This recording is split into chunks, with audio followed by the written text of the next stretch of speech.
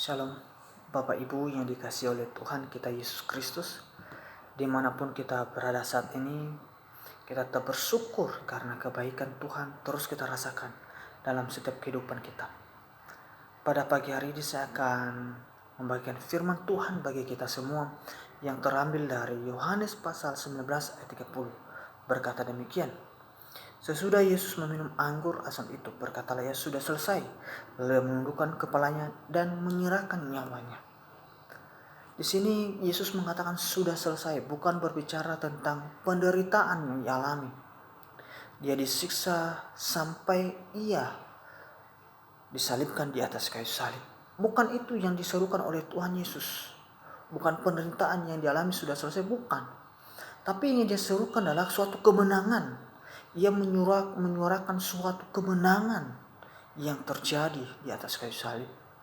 Ia mengatakan sudah selesai, berarti semua kuasa kegelapan sudah dikalahkan. Iblis telah dikalahkan. Karya keselamatan sudah dikerjakan. Kita memperoleh kebaikan Tuhan. Kita memperoleh persekutuan dengan Tuhan. Kita memperoleh pengampunan di dalam Kristus Yesus, sehingga kita hidup. Ketika kita berada di dalam masalah, ketika kita berada dalam pergumulan, kita harus ingat Tuhan Yesus. Tuhan Yesus sebelumnya disalib, ia bergumul dengan Tuhan di Taman Getsemani. Tetapi ia mengatakan adalah jadilah kehendakmu, bukan kehendakku. Ketika kita berada dalam pergumulan, ketika kita berada dalam masalah, kita tetap kembalikan kepada Tuhan. Tuhan mampu berkarya di luar dari akal dan pikiran kita. Tuhan mampu melaksanakan segala sesuatu. Tapi Tuhan yang Tuhan mau adalah sejauh mana kita percaya kepadanya. Ketika kita percaya kepada Tuhan dengan hati kita, ketika kita percaya kepada Tuhan dengan segenap kita, dengan iman yang turut bersaksi dengan kepercayaan yang kita miliki, kita memperoleh kehidupan. Yesus mengatakan bahwa ketika ia mengatakan sudah selesai, maka pengorbanan itu, maka karya keselamatan itu sudah tergenapi dalam Kristus Yesus. Lalu kenapa Yesus mati? Yesus adalah manusia yang tidak berdosa, manusia yang sempurna. Kenapa ia harus mati? Kenapa Yesus harus naik ke atas kayu salib? Dia kan Allah. Dia kan mampu. Mengatakan dia mampu sesuka hatinya menghapuskan dosa manusia tanpa dia naik di atas salib. Mampu. Tapi disinilah Allah membuktikan kasihnya yang begitu sempurna bagi manusia. Ia datang ke dunia mengumpulkan supaya manusia yang percaya kepadanya memperoleh kehidupan kekal, tidak binasa. Kalau kita melihat dalam perjanjian lama, bangsa Israel, ketika Musa menyampaikan firman Tuhan kepada bangsa Israel, ketika seseorang berbuat dosa dan dosanya layak sepadan dengan hukuman mati, maka orang tersebut digantung di atas kayu salib. Bisa kita melihat dalam Ulangan pasal 21 ayat 22 sampai 23. Jadi Yesus adalah orang berdosa dong, menurut pemahaman orang Yahudi. Kenapa? Karena bagi mereka orang yang naik di atas kayu salib adalah orang yang berdosa.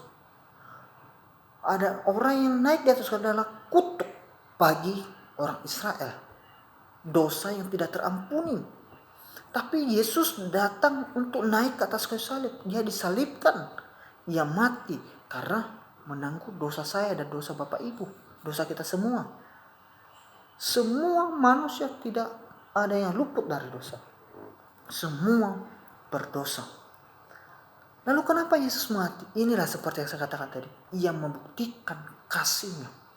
Karena melalui salib, kasih Allah dan keadilan Allah disatukan atau dipertemukan melalui pengorbanan Yesus Kristus di atas kayu salib. Tanpa pengorbanan kita tidak memiliki pengampunan. Tanpa pengorbanan kita tidak memperoleh keselamatan. Tanpa pengorbanan Kristus kita tidak mampu bersekutu dengan Allah. Karena persekutuan manusia sudah rusak. sudah terpisahkan karena dosa. Tetapi karena pengorbanan Kristus di atas salib, kita memperoleh kehidupan kekal. Hubungan itu dipulihkan kembali. Hubungan itu didamaikan kembali. Tidak heran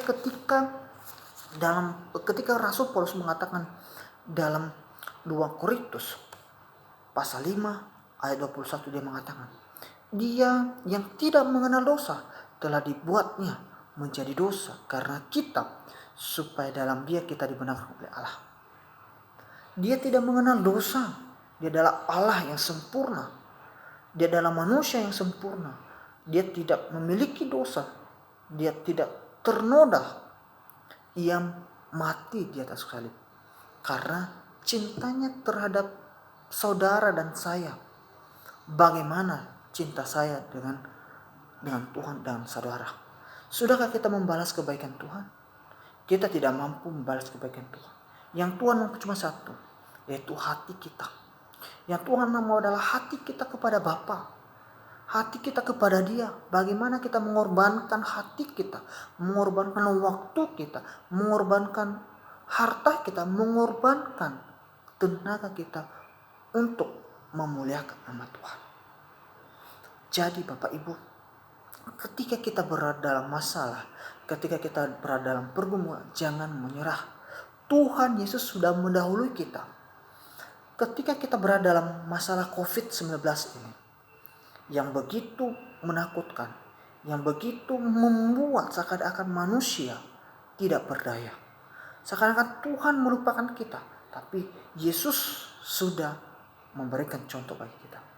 Tuhan tidak meninggalkan kita. Tuhan mengatakan Ia akan terus menyertai kita sampai kesudahan. Yang paling terpenting, bagaimana kita hidup menyenangkan hati Tuhan. Bagaimana kita hidup untuk mempermuliakan Kristus dalam setiap kehidupan kita. Sebagai orang Kristen, sebagai orang yang sudah merdeka, orang yang sudah ditebus, bagaimana kita menyatakan iman kita di tengah-tengah dunia saat ini. Bagaimana kita menyatakan kasih Tuhan yang telah kita rasakan dalam dunia, dalam situasi ini. Mari kita renungkan bersama-sama. Biar setiap anak-anak Tuhan terus menyatakan kasih Kristus Yesus. Kalau kita melihat dalam Roma pasal 6 ayat 10-11 mengatakan begini.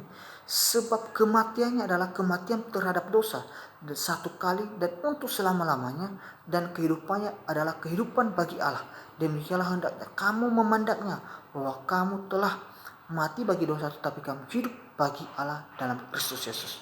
Inilah firman Tuhan. Kita hidup dalam Kristus Yesus karena kebaikan Tuhan. Tanpa pengorbanan Kristus, seperti yang saya katakan tadi, kita tidak melihat kemuliaan Allah. Dosa yang paling terbesar adalah ketika manusia menjadi seperti Allah. Kasih yang begitu terbesar ketika Allah menjadi manusia. Bapak Ibu, jangan memiliki kesombongan dalam hidup. Jangan menjadi seperti Allah, tetapi jadilah seperti manusia yang seutuhnya, yang memiliki kasih Allah dalam kehidupan kita. Karena tanpa kasih Allah, kita tidak mampu memuliakan Allah. Tanpa pengorbanan Allah, kita tidak mampu mengenal Allah sesungguhnya.